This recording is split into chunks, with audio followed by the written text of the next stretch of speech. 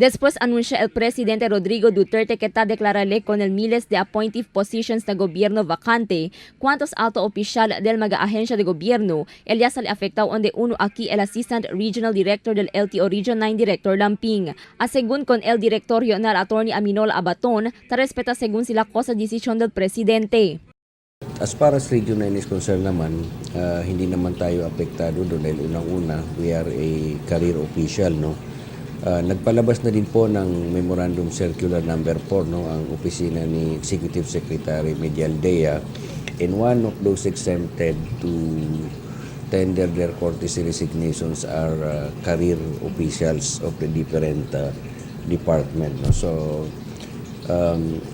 as far as Region 9 is concerned, unfortunately ang apektado lang po sa atin dito yung ating Assistant Regional Director.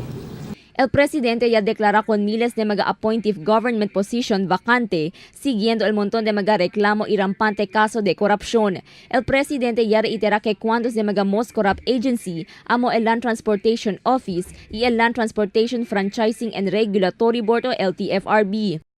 The president was quite blatant, no, in naming LTO as one of the most corrupt agencies, no. At tayo naman talagang hindi daw, we are always saddened pag may mga ganong pronouncement na siyempre kung ikaw ba naman na nandito sa LTO tapos nababanggit na yung agency is one of the most corrupt agency, naturalmente talagang medyo you will feel uncomfortable with that. But the good thing is that klaro naman po at malinaw naman po na talagang there's still need to improve, no. A lot of things have to improve, no, so far as the delivery of services.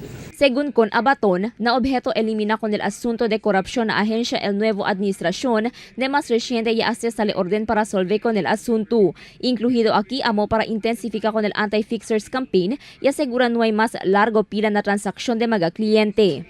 Debe según corre el servicio y proceso de mga papeles, comparando del antes onde dura na pila antes puede acabar el transacción de mga cliente.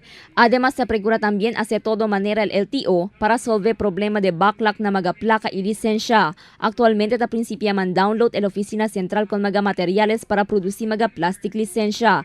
Esperanzao según que na mes que viene, el Chenya supply el región para contestar con el mga lisensya que ta está pendiente o backlog. Crystal Almonia, Dateline Zamboanga.